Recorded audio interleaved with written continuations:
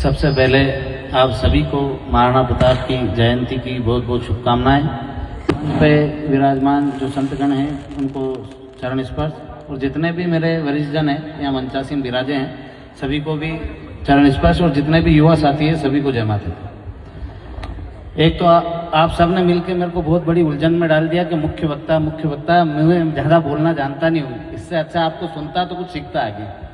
तो हम तो जितने भी कार्यक्रमों में जाते हैं सब वरिष्ठों को सुनने ही जाते हैं ताकि आपसे कुछ मार्गदर्शन मिले, और हम तो आपसे उम्र में भी आपके पोतों की उम्र के हैं, तो हमको अभी बहुत ज़्यादा सीखना है। पर यदि आप ही हमको आगे कर दोगे कि आप मुख्य वक्ता हो तो हम तो आपसे सीखेंगे, उसके बाद ही तो कुछ बोलेंगे। तो अगली बार से जो भी कार्यक्रम हो हमें पहले ही बुला दिया जाए, और जो हमारे वरिष्ठ जन हैं उनको सबसे आखिरी में रखा जाए। और मैं कोई मुख्य अतिथि नहीं हूँ, आप ही के बीच का हूँ, आप ही के परिवार का हूँ, और आप ही के जैसे छोटे छोटे गाँवों से निकल के हम सब आए हैं। और ये गांव भी जो है आपके गांव जैसा, मेरे गांव जैसा ही है, तो मैं आपके बीच का हूँ, आपका अपना हूँ। तो मुझे ऐसे कोई मुख्य अतिथि के रूप में नहीं बुलाए, आपका अपना हूँ। और सबसे बड़ी चीज़ है कि दरबार साहब फरमा रहे थे कि कल महाराणा प्रताप की जयंती थी, पर सबके कार्यक्रम व्यस्त थे इसलिए आज रखा। तो आज का दिन भी कोई छोटा दिन नहीं है। आज जो दिन है, कल का जो दिन था वो महाराणा प्रताप की जयंती का दिन था, और आज का जो दिन है वो हल्दी घाटी का जो विजय दिवस है वो है। मतलब आज ही के दिन महाराणा प्रताप ने हल्दी घाटी के युद्ध को विजय किया था। तो आप सभी को और हम सबको मिलकर जितने भी हमारे शहीद हुए, खाली क्षत्रिय समाज महाराणा प्रताप के साथ नहीं लड़ा कि खाली राजपूतों की सेना ही लड़ी थी, उनके साथ भीलों की सेना भी थी, पठान लोग भी हमारे साथ लड़े थे, उनकी भी टुकड़ियां थी। तो हमारे साथ तो पूरी प्रजा लड़ी थी, और उधर से खाली मुगल थे। तो हमारे साथ जो हमारा राज्य था, जो मेवाड़ था, मेवाड़ राज्य का हर एक व्यक्ति लड़ा और हमने उस युद्ध को जीता। पर जब अब बात आती है कि ये हमारी लड़ाई क्या थी, हमारी लड़ाई थी मातृभूमि के प्रति हमारी वफादारी, हमारे स्वाभिमान की, नारी शक्ति के सम्मान की। क्योंकि जब भी मुगल आए, जब भी उनने हमले करे, तो उनने हमारी अस्मिता के साथ भी खिलवाड़ करा, हमारी मातृशक्तियों के साथ भी गलत व्यवहार करा। पर जब भी हमने युद्ध लड़ा, हमने दुश्मन की महिलाओं को भी अपनी बहन बेटी की इज्जत देके उनकी सुरक्षा ही करी है। तो हमें इसलिए जोर करना पड़ता था कि जो हमसे युद्ध लड़ने आते थे उनकी नीयत और नीति दोनों में खोट थी, पर हमारी जो नीयत थी और नीति थी दोनों स्पष्ट और स्वच्छ थी, इसीलिए जोर किया जाता था।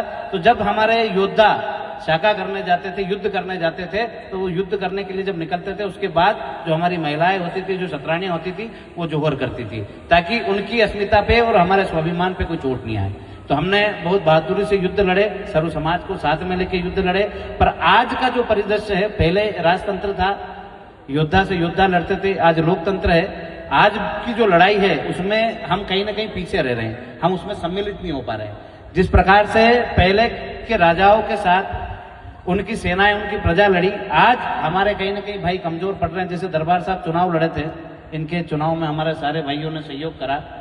यहाँ भाजपा और कांग्रेस सभी दलों के लोग बैठे हैं, पर मैं सबसे एक निवेदन करना चाहूँगा कि जब हमारे परिवार का कोई भाई लड़े, हमारा बुजुर्ग लड़े, तो उसके साथ पार्टीवाद को छोड़कर उनके साथ खड़ा रहना चाहिए। क्योंकि जो पहले वालों ने सिखाया ना, उसको हम भूलते जा रहे हैं।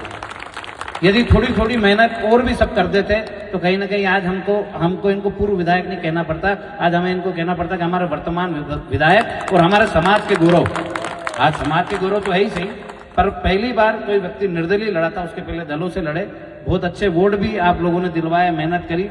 पर अगली बार जब भी मौका आए अपने किसी भी भाई का, तो उनके साथ तन मन धन से खड़े रहें, और उनकी जितनी मेहनत वो करते हैं उससे ज्यादा मेहनत अपने को करनी, ताकि कहीं ना कहीं हमारे समाज का गौरव बढ़े, सम्मान बढ़े, और जो हम आम लोगों की समस्याओं को लेकर लड़ते हैं उनमें भी शरीक होना चाहिए। क्योंकि किसान जितने भी यहाँ बैठे हैं, एक बार हाथ खड़े करके बताना कि सभी किसान परिवार से ही आते हो क्या? तो हम सब किसान परिवार से हैं। तो किसान परिवार की बात कोई भी करे, किसी भी दल का व्यक्ति करे, जब भी उनको जरूरत पड़े हमारी, तो हमें खुद को जाके आगे रह के उनकी मदद करना चाहिए। दल कोई सा भी हो सकता है, पर किसानों की बात में हमें सब एकजुट होकर उनकी लड़ाई को लड़ना चाहिए। बाकी महाराणा प्रताप की गाथा बहुत बड़ी है, मैं इतनी उनकी गाथा सुना नहीं सकता, और आप सबको भी भूख लगी होगी। पर अगली बार मुझे मुख्य वक्ता के रूप में नहीं रखें, क्योंकि मैं हर जगह अलग स्थिति में बोलता हूँ। जब आंदोलन होते हैं तो अलग बोली रहती है, और महाराणा प्रताप की जयंती है तो इस पर आप सभी को बधाई, और हल्दी घाटी के विजय दिवस की भी सभी को बधाई, और जय माता।